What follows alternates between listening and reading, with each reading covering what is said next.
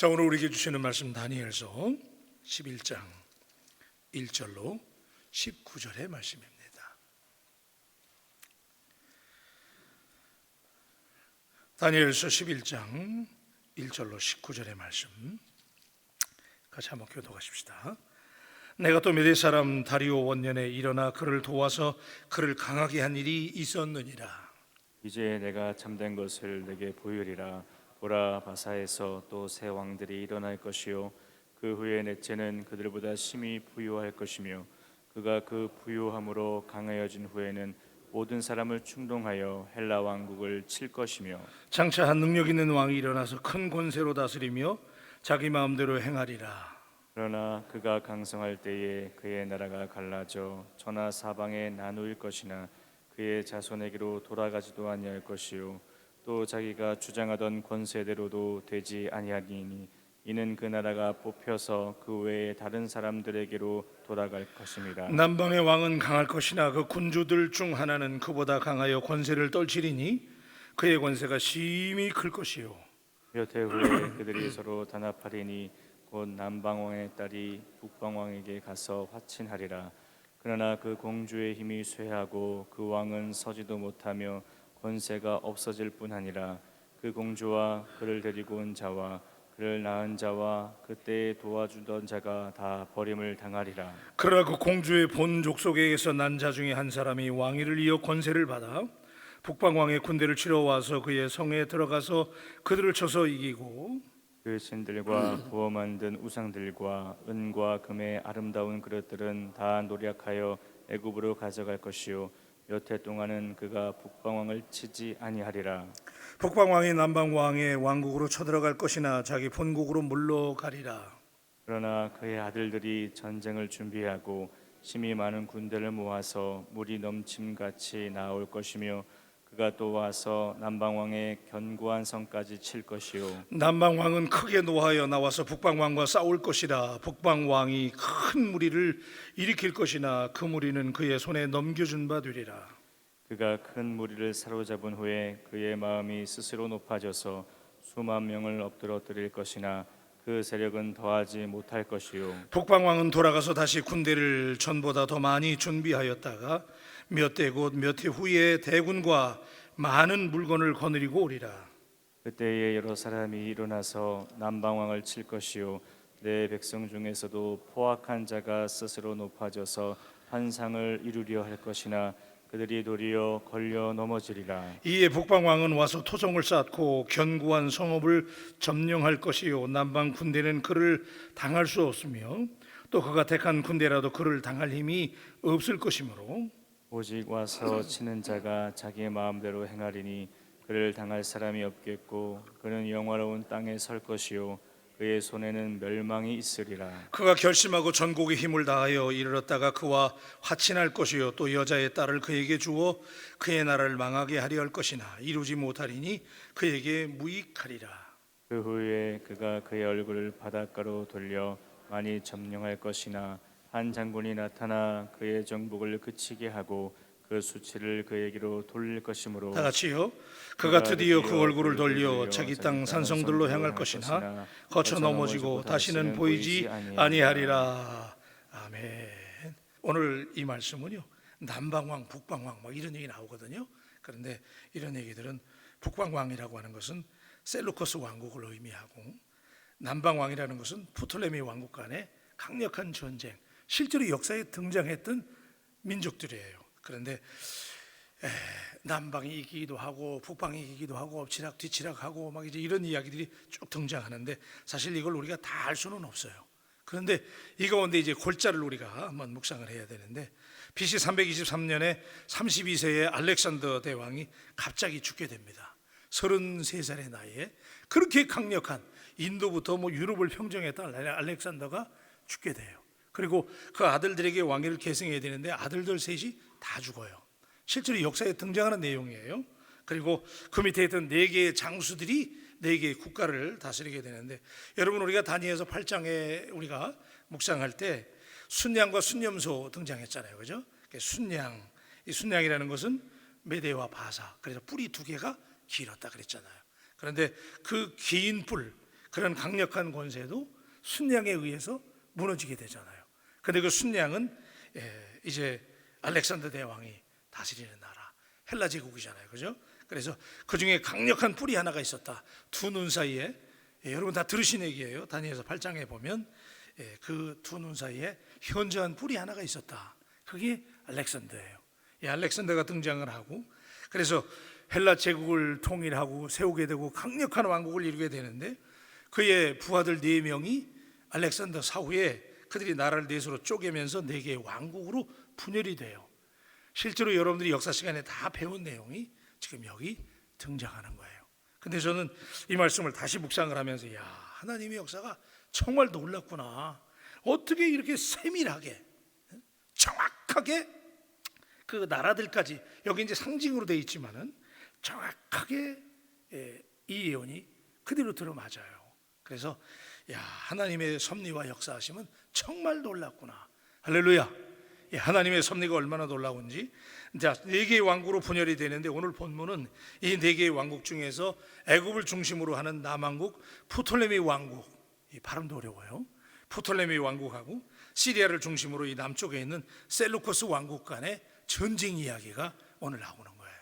그래서 엎치락 뒤치락하고 어디가 이겼다 졌다 막 이렇게 되는데, 자, 팔레스타인 땅을 차지한 것은 남왕국 프톨레미 1세, 먼저 이스라엘 땅을 그들이 다스리게 되고, 팔레스타인은 여러분들 그 이스라엘 민족들이 사는 그 팔레스타인 땅은 대륙을 연결하는, 그래서 애굽하고 유럽을 연결하는 요충지이기 때문에 여기를 늘 이 땅을 두고 전쟁을 한 거예요. 그래서 어느 나라든지 강력하게 권력을 잡게 되면 이 팔레스타인 땅을 정복하려고 싸우게 되는데, 남왕국 프톨레미 왕조와 북왕국 셀루코스 왕국 간의 전쟁이 그래서 일어난 거예요. 그리고 우리가 이 전쟁 가운데 봐야 되는 내용은 그 전쟁의 무대가 어디예요? 이스라엘 백성들이 사는 팔레스타인 땅이에요. 그래서 이 유대인들을 사이에 두고 전쟁이 일어나게 되는데, 자, 우리 2절의 말씀 한번 보십시다. 2절. 자, 중요한 말씀을 쭉 볼게요. 자, 2절입니다. 시작.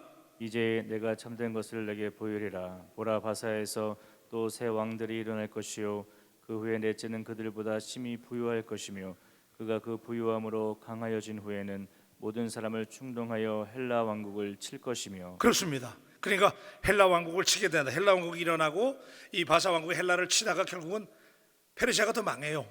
헬라가 등장한단 말이에요. 그런데 자, 바사에 일어난 세 왕이라는 것은 여러분 아시는 대로 1대가 고레스 왕이고, 2대가 함비세스 2세라는 왕이고, 3대가 다리오 1세, 여러분 잘 아시는 다리오 1세고, 그 후에 일어난, 자, 여기 보면 그 셋보다 넷째가 더 강하다고 그랬어요.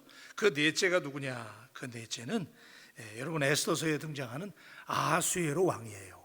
에스더서에 등장하는 왕인데, 그래서 이 아하수에로 왕이라는 것은 역사적으로 볼 때는 크세로 크세스라고 하는 왕이라고 그래요.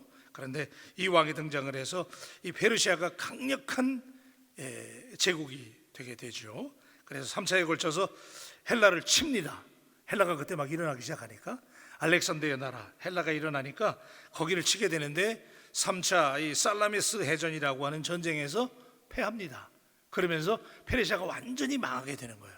그리고 알렉산더가 다스리는 이제 그 헬라 제국이 역사를 지배하는 거예요. 이 얘기는 지금 우리가 8장에서 나눴던 그 순양과 순념소 얘기 있잖아요. 그 얘기를 구체적으로 설명하는 내용들이 오늘 내용인 거예요. 자, 우리 3절의 말씀 봐요. 자, 3절 시작. 장차 한 능력 있는 왕이 일어나서 큰 권세로 다스리며 자기의 마음대로 행하리라. 여기 이 한 능력 있는 왕이 누굴까요? 이게 알렉산더인 거예요. 알렉산더가 등장을 해가지고 헬라 제국의 알렉산더가 강성했어요. 그래서 세계를 제패한 거예요. 페르시아가 살라미스 해전에서 완전히 망하게 되는 거예요. 그러니까 여러분들이 지금 이 말씀을 들으면서 뭐 이름도 잘 헷갈리는 이름들이 등장을 하는데, 여러분들이 여기서 보셔야 되는 게 뭐냐면 하나님의 말씀, 하나님의 예언이 이렇게 정확하게 들어맞는다는 거. 아멘입니까? 다니엘이 이걸 어떻게 알겠어요? 이게 앞으로 200년 후에 되어질 일들인데, 그 일들을 하나님께서 다니엘에게 정확하게, 지난번에는 상징을 통해서 순양과 순념소에 뿔이 있고 무슨 4개의 뿔이 나오고 그렇게 예언을 했는데, 그 내용이 여기 지금 가브리엘 천사가 다니엘에게 그 꿈을 다시 해몽해 주는 거예요. 이렇게 된다는, 이렇게 구체적으로 되어진다는 거죠. 알렉산더가 일어납니다. 4절 보십시다. 4절. 자, 시작. 그러나 그가 강성할 때에 그의 나라가 갈라져 천하 사방에 나눠일 것이나 그의 자손에게로 돌아가지도 아니할 것이요 또 자기가 그래서 주장하던 자신의 권세대로 되지 되지 아니하리니 이는 그 나라가 뽑혀서 그 위에 다른 사람들이고 돌아갈 것임이라 그랬어요. 그러니까 자, 순념소가 지난번에 우리가 순념소의 현재한 뿔이 하나 등장을 했는데 그 뿔이 강력했다가 나중에 네 개의 뿔로 나뉜다 그랬잖아요. 그러니까 여기 지금 그 얘기란 말이에요. 그 얘기를 지금 그가 강성할 때 센 줄 알았거든. 알렉산더가 얼마나 셌어요. 20살인가에 이 사람이 등장을 하기 시작하고 26살에 세계를 제패하고 33살에 요조를 했어요. 그런데 세상에 강한 건 없는 거예요. 끝까지 강한 건 없어요. 알렉산더가 그렇게 강한 줄 알았더니 그가 강성할 때에, 여러분 여기 이 말을 주목해야 돼. 그가 강성했을 때 그의 나라가 갈라졌대. 여러분 영원히 강한 거는 있다 없다? 없어요. 하나님만이 전능하신 하나님, 우리가 의지해야 될 영원한 하나님이신 줄로 믿습니다. 그러니까 강할 때 조심해야 돼요. 그렇죠? 내가 강할 때 부러지기 쉬운 거예요. 그러니까 늘 하나님 앞에 우리가 겸손할 수 있어야 되는데 이게 역사를 통해서 우리가 배우는 교훈이잖아요. 그가 여기 왜 굳이 그걸 기록했겠어요? 그가 강성할 때에 그의 나라가 갈라졌다는 거예요. 여러분 잘 나갈 때, 강할 때 그때 더 겸손하고 그때 더 조심하는 믿음의 사람들이 되시기를 주의 이름으로 축원합니다. 자, 그랬을 때, 자 이렇게 강한 나라 알렉산더가 그런데도 요절하게 되고 이때 이제 네 개의 나라로 갈라진다고 그랬는데 그 네 개의 나라가 여러분 이제 역사 시간에 옛날에 우리가 저도 이거 준비하면서 아 그런 나라였구나 그렇게 알게 된 거예요. 제가 다 알아서 설명드린 건 아니에요. 그때 이제 이런 나라가 등장했다고 그래요. 리시마커스 왕국이라는 나라, 그 다음에 작은 헬라, 마게도니아, 뭐 이렇게 이제 또 여기 비두니아, 뭐 이런 민족들이 이제 나눠진 거예요. 근데 나눠졌는데 이 나라들이 나중에 어떻게 통일이 되느냐, 이게 이제 오늘 말씀의 요점인데 여기서 이제 이 알렉산더 이후에 네 개의 나라로 갈라졌는데 네 개의 뿔이잖아요. 근데 이 네 개의 뿔 중에 두 개의 뿔로 이제 이게 다시 나뉘어지게 되는데 결국 어떻게 되냐면 남방 왕국이 프톨레미 왕조가 되는 것이고 북방 왕조가 셀루커스 왕조가 된다는 거예요.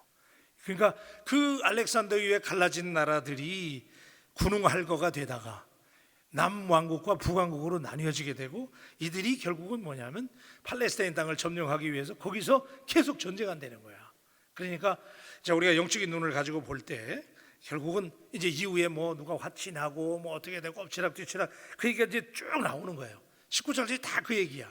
그런데 이게 이제 우리가 역사를 더듬어 보면 실제로 역사에서 희미하지만은 다 배웠던 내용들이 스쳐 지나가는 그런 내용들인데 여러분 6절 한번 볼까요? 제가 다 설명할 수는 없고요. 6절만 한번 보십시다. 6절 시작. 몇 몇 해 해 후에 후에 그들이 서로 단합하리니 곧 남방 왕의 딸이 북방 왕에게 가서 화친하리라. 그러나 그 공주의 힘이 쇠하고 그 왕은 서지도 못하며 권세가 없어질 뿐 아니라 그 공주와 그를 데리고 온 자와 그를 낳은 자와 그때 도와주던 자가 다 버림을 당하리라 그랬어요. 여기 남방왕의 딸이 북방왕에게 나가서 화친한다라고 하는 이 얘기는 남방왕 프톨레미 2세의 딸 베레니체가 북방왕 안티오코스 2세의 후처가 돼서 정략결혼을 하게 되고, 그러니까 남방왕과 북방왕국이 계속 전쟁하는데 중간에 전쟁도 하지만은 서로 정략적으로 결혼하면서 화친하려고도 하고 계속 싸우니까 그래서 딸을 주어서 화친하기도 하고 뭐 이런 일들이 친해졌다가 또 싸웠다가 막 이런 일들이 이제 계속 되는 거예요. 그러다가 제가 이제 계속 엎치락뒤치락한 내용들만 쭉 나오는 거예요. 그러니까 여러분들이 자세히 다 알 이유는 없을 것 같고 17절로 한번 넘어가 보세요. 자, 이 어려운 얘기이기 때문에 역사 얘기이기 때문에요. 자, 우리 17절 한번 보십시다. 시작. 그가 결심하고 전국의 힘을 다하여 이르렀다가 그와 화친할 것이요 또 여자의 딸을 그에게 주고 그의 나라를 망하게 하려 할 것이나 이루지 못하리니 그에게 무익하리라 그랬잖아요. 이게 이제 다 엎치락뒤치락하고 화친도 하고 이제 이런 내용이야. 그러니까 다니엘이 지금 앞으로 되어질 역사를 이렇게 정확하게 봤다는 거, 그리고 하나님이 그대로 이루어 가실 거 미리 보여주신 건데 17절의 말씀이 그 중에서 흥미로운 게 뭐냐면요, 여기 지금 북방의 셀루커스 왕국이 프톨레미 왕국과 화친하는 내용인데 그 중에 북방 왕이 이때 당시의 왕이 누구냐면 안티오코스 2세라는 왕이었는데 남한국의 프톨레미 4세의 군대를 상대로 싸우다가 마음을 바꿔요. 그래가지고 그때 그 유명한 세계적인 미인이 여기 등장해요. 딸을 줬다 그랬잖아요. 그래서 그 딸을 통해서 화친하게 하는데, 이게 누구냐면 그 미모의 딸이 바로 클레오파트라예요. 제가 이건 이제 여러분 다 아시는 내용이니까, 클레오파트라를 이 안티오쿠스 3세의 딸이에요. 그런데 클레오파트라를 적군인 이 프톨레미 4세, 남한국이죠, 남한국 왕에게 자기 딸을 주는 거야. 딸을 줘가지고 이 클레오파트라가 미인이니까 미인계를 쓴 겁니다. 그래가지고 그 나라를 먹으려고, 남한국을 먹으려고 딸을 정략적으로 팔아버리는 거야. 그래서 클레오파트라가 시집을 가게 되는데, 재미있는 것은요, 그러니까 남한국 그 프톨레미 왕조를 날로 먹으려고 지금 자기 딸을 보낸 거 아니에요, 그죠? 클레오파트라를. 그런데 재미있는 것은 클레오파트라가 가서 그 프톨레미 그 4세의 아들 필로파토로라고, 이게 찾아와서 저도 잘 모르는 내용이야. 그런데 필로파토로라고 하는 그 왕하고 이 저 남한국 프톨레미 왕조의 아들하고 결혼을 하는데 사랑에 빠져요. 그래가지고 자기 아버지는 가서 미인계를 써가지고 그 나라를 날로 바치게 하려고 보냈는데, 이 딸이 가가지고 그 편이 돼버려요. 이게 우리가 역사에서 다 등장했던 내용인데, 그래서 정략 결혼에 실패한다는 거죠. 자, 이제 흥미로운 얘기인데, 이렇게 믿었던 딸도 사실은 미인계를 써가지고 이 남한국 프톨레미 왕조를 차지하려고 그렇게 했던 건데, 그 딸이 가서 오히려 그 편이 돼버리고 말아요. 그래서 이제 그런 얘기도 등장을 하는데, 자, 이러다가 이제 여러분 누가 등장하느냐? 결국은 북왕국의 안티오쿠스 4세. 그래서 우리가 지난번에 이 안티오쿠스 4세가 여러분 그 유대인들을 가장 핍박했던 왕이거든요. 그래서 그러다가 이제 마카비 왕조가 등장을 하면서 독립운동을 시작하고, 그러다가 이스라엘이 이제 다시 해방을 받게 되고, 그런 일을 우리가 실제로 역사에 있었던 일이에요.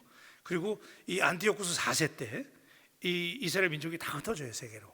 그리고 그때부터 세계적으로 흩어지면서 디아스포라라고 하는 말이 생겨난 것이고, 그렇게 되는데, 이제 내일 말씀이 이제 안티오쿠스 4세가 유대인들을 어떻게 핍박했는지 그런 내용들이 나오는데, 사실은 이 내용이 마지막 때에 영적으로 보면 우리 예수 믿는 사람들이 이 세상의 열강들, 또 적그리스도의 등장, 여기 이런 여러 가지 열강들이 등장하고 안티오쿠스 4세를 적그리스도라고 말하기도 하고 그러는데, 자, 이런 속에서 우리가 봐야 될 것은 세상의 역사를 누가 주관하신다?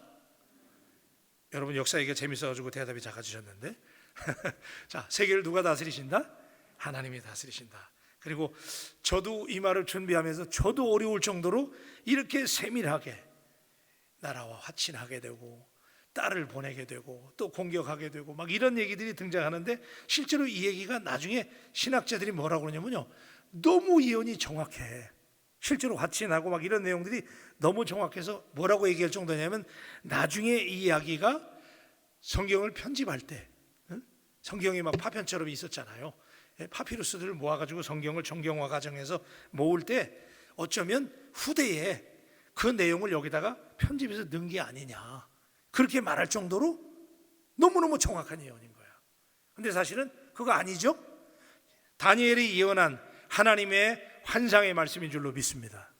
오죽했으면, 여러분 얼마나 정확했으면 나중에 성경을 편집할 때 후대에 삽입을 했겠냐, 역사 얘기를 삽입했겠냐라고 할 정도로 정확한 예언의 말씀인데, 여러분 중요한 게 뭐예요? 하나님께서 역사를 다스리시고 우리는 무슨 일이든지 이런 열강과 나라들의 역사를 하나님이 다스리는 것처럼 여러분의 개인사도 하나님이 오늘 그렇게 이끌어 가신다는 사실을 믿으시길 바랍니다.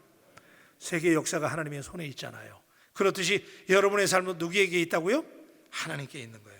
그래서 우리가 이 역사를 주관하시는 하나님의 다스림을 보여주시는 이 사건 속에서 하나님의 사람들이 보여주시는 반응은 어떻게 해야 될까?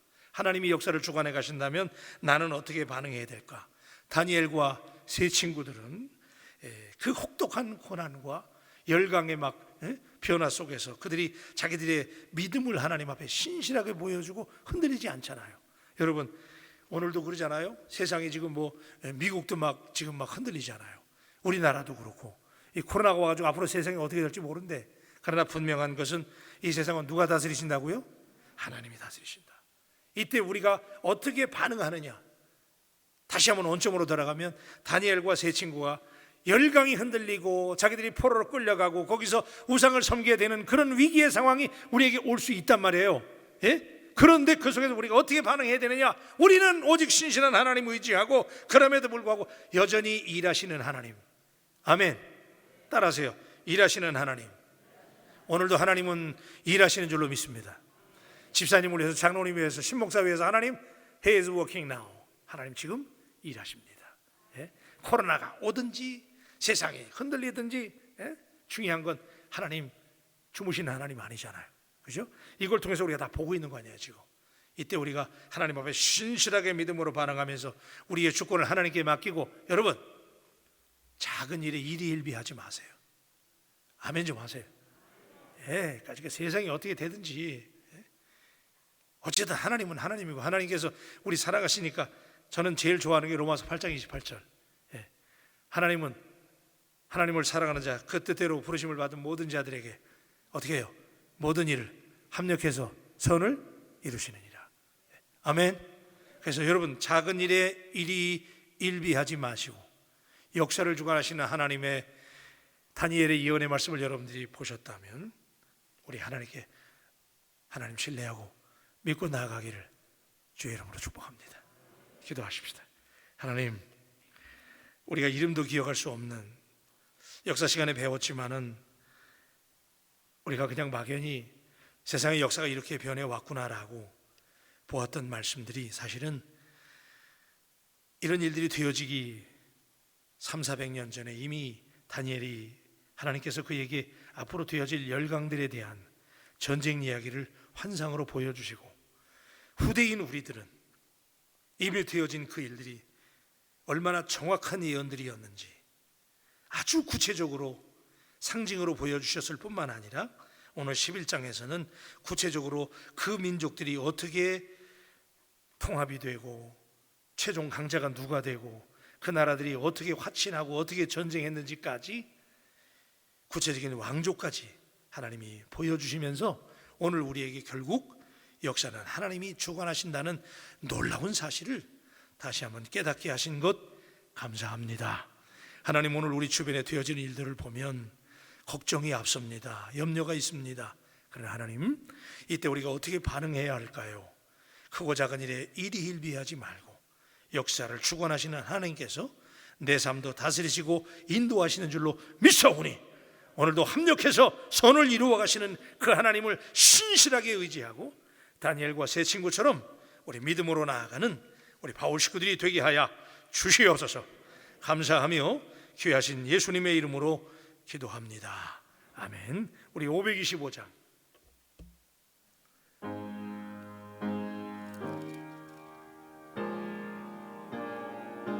돌아와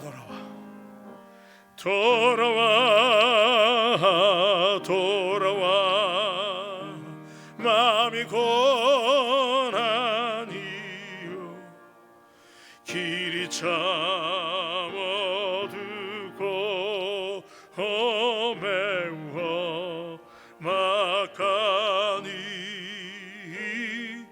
집을 나간 자여 어서와 돌아와 어서와 돌아온 2절입니다. 돌아와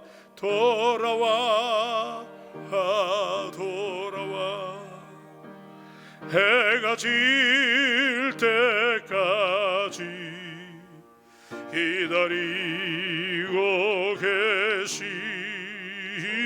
우리 아버지께 집을 나간 자여 어서와 돌아와 어서와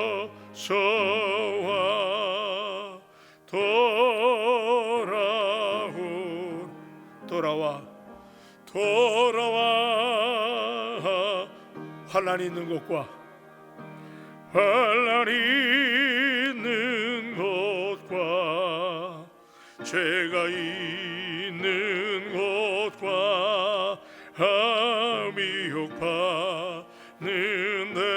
어서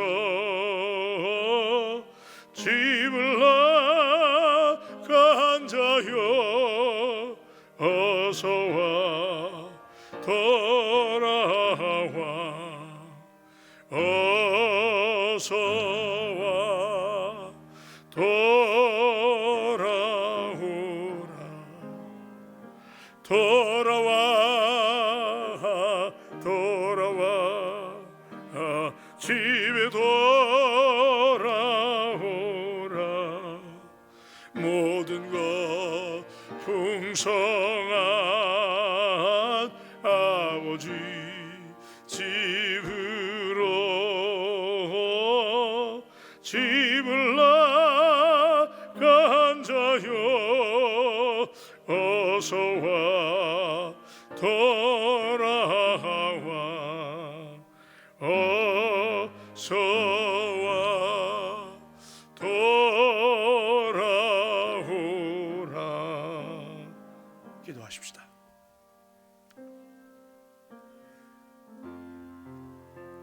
너무나 정확하고 치밀한 예언이기 때문에 우리가 두렵기까지 합니다.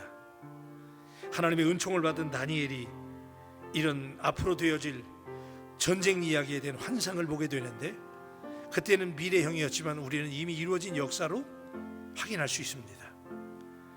주경가드나 신학자들이 너무나 정확한 예언이었기 때문에 성경이 편집될 때 나중에 후대에 이걸 편집해서 집어넣은 게 아니냐라고 이야기할 정도로 그렇게 정확한 말씀이잖아요. 여러분, 이 말씀이 여러분에게 어떻게 들려지나요? 오늘 하나님의 역사는 이렇게 한 점도 오차 없이 치밀하게 진행되어지는 줄로 믿습니다. 오늘 되어진 일들 복잡합니다. 헷갈립니다. 그래서 두렵기까지 합니다. 그러나 중요한 것은 하나님께서 역사를 주관하시고 계시기 때문에 오늘도 하나님의 뜻 가운데 우리의 삶을 인도하시는 줄로 믿습니다.